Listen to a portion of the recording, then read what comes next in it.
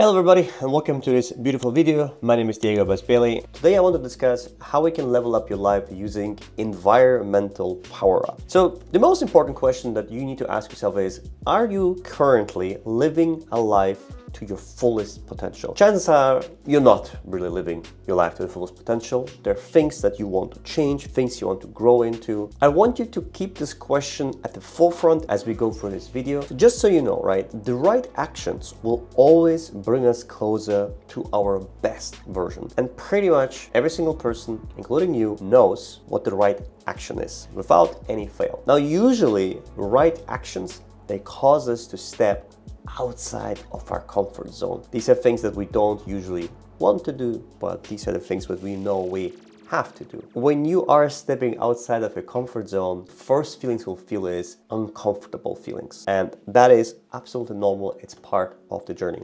You can see here a quick image like this. Literally, like when you step out of the comfort zone, you go into the growth zone, you'll feel a little bit challenged, a little bit stretched, both excited, a little bit nervous. And that is a zone that you want to be, because that will allow you to move forward in life and grow. We all have experiences, we all know what those things are and how they affect us. In the moment of us doing them, don't really feel like doing them, but usually we all know how those things are. Despite, however, knowing what we need to do, despite understanding it, reading it, feeling it, we still resist. We procrastinate. If we get a little bit of an obstacle, if you're a little bit tired, we'll say we'll do it later. Later doesn't come, later becomes tomorrow, becomes next day, next week, next month.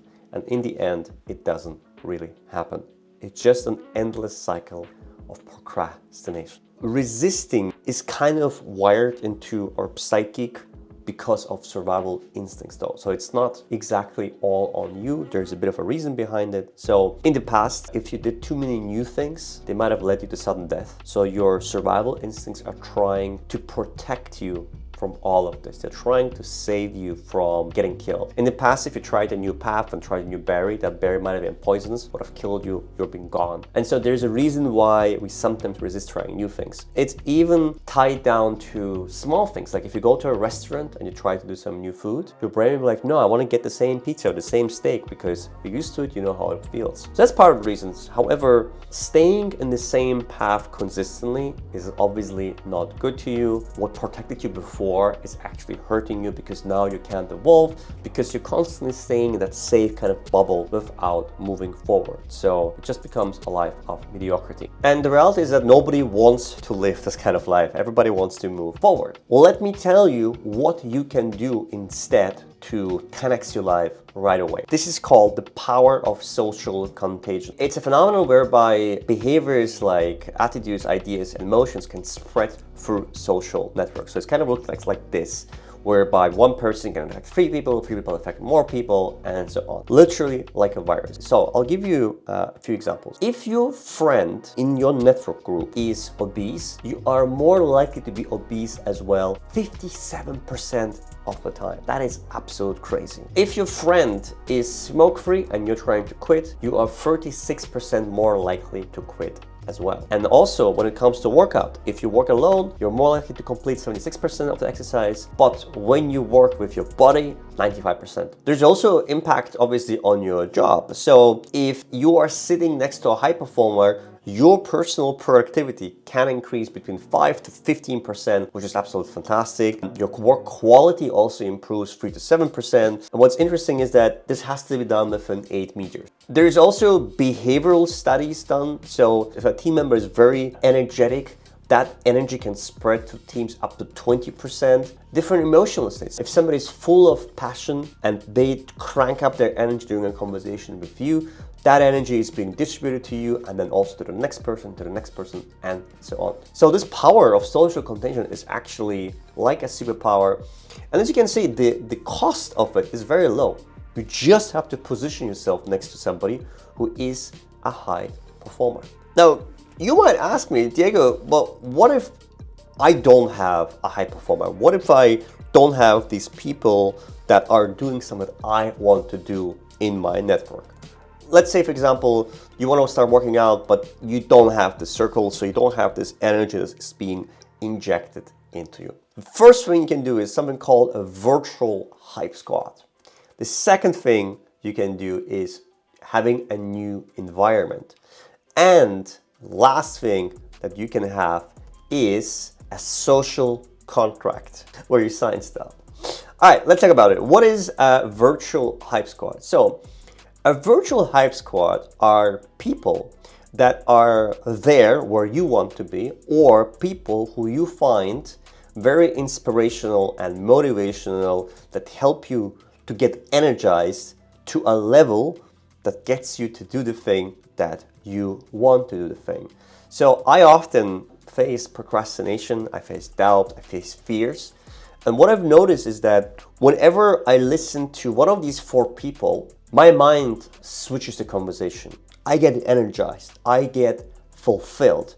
And so I did some digging around that. So if you can't be next to high performers in a physical environment, you can be in a virtual environment where instead of listening to negative thoughts or giving in to excuses and starting to procrastinate, you listen to people like David Goggins or Jocko Willink, who are both Navy SEALs who have achieved incredible things in their life, overcome loads of obstacles, and will tell you from their experience how you can too.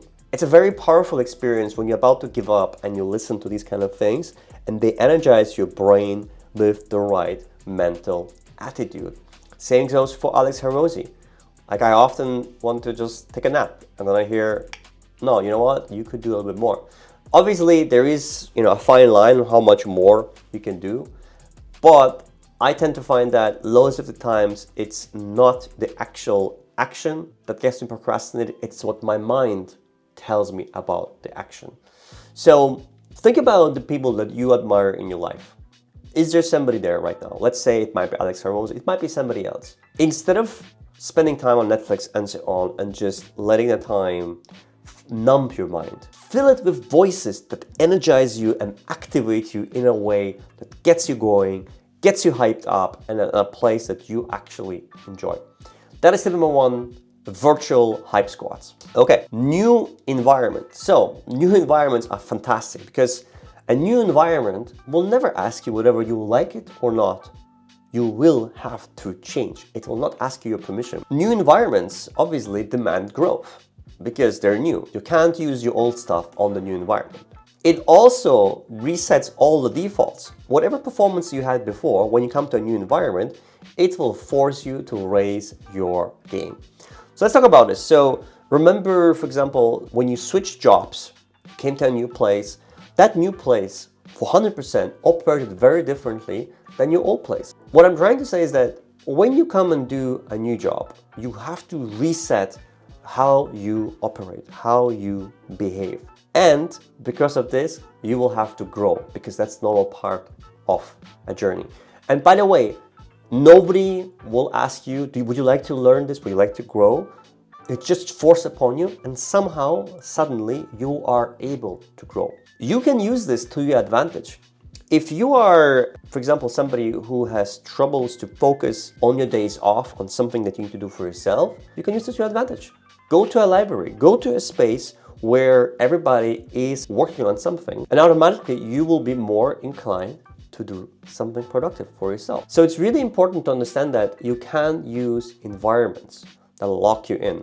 And that's something that I use sometimes, like whenever I need to focus, I won't necessarily stay at home where I have the option to procrastinate. I have to go to an environment, my laptop, to do the thing that I need to do. Think about environments. What are the environments where you can focus on the things that you need to focus on? Is it a library? Is it a coffee shop? Maybe you need to go to nature. So new environment, option 2. And this is my absolute favorite, social contracts. So ask yourself, why is it that you always show up for work but struggle to show up for yourself? What is the reason behind that? It's simple, it's just consequences. There are consequences for not showing up to work. So let's talk about this. You'll wake up at 7 o'clock because your job depends on it. You'll meet project deadlines because your job depends on it. You'll show up to team meetings, talk to people, do the things you don't like because your job depends on it. If you don't have a job, you don't have income, you can't sustain yourself, all these kind of consequences. These are consequences that are in your face, affect your life in the short term. Now, the million-dollar question, when it comes to your personal stuff, why is it procrastinate? Well, very simple. There's no external pressure. That is why it's simple to procrastinate. There's no pain involved if you don't show up for yourself. There's no immediate pain. There's obviously the long-term pain of missing opportunities, all that stuff, but there's no immediate pain. With a job, there is immediate pain. The boss is going to come at you, all these kind of things. Okay, so let me explain what a social contract is. Very simple. It's a public commitment to your goals. Real consequences if you don't complete the thing you said you would do. It could be either you have to do some action or you have financial loss if you don't complete the action. And when you have something in the game other than your word, you are much more likely to follow through. There is science behind that people will much more likely behave at loss items versus gain items. If you know you're going to lose on something, you're more likely to act on it versus something you're going to gain. And so there's a great app called Stick. And Stick does exactly that. You can create a contract, you can allocate money to it, and if you don't meet a deadline, money will go either to Stick or to a charity that you absolutely despise. I've done this example. I've created 8 weeks of video content by having a penalty assigned to Stick. If I didn't create, 100 euros would go somewhere else. And what's interesting is that I was able to complete. So if you're somebody who procrastinates, that is a very, very effective method of getting your goal complete. So we've covered the overarching question is, are you living to your life's fullest potential? We showed you some of the reasons why, and also covered 3 optional ways on how you can overcome. The most important thing just to remember is that you're not lazy. You're not unmotivated or incapable of doing the things. You just have to set up yourself the right environment to thrive, to live the life that you want to do. And so remember, you have everything at your disposal to reshape and reclaim your life the way you want it to be, but you don't have to wait for somebody else to come and save you, somebody else to do that. You can create and architect the environment makes you happy, makes you excited. If you're listening to your Hype Squad, listen to them daily. It's important that you rewire your mental approach, mental thinking, all these kind of things all together. Thank you so much for watching. I appreciate your time. If you have any questions, let me know. More than happy to chat. My name is Diego Bailey, and I'll see you on the next video.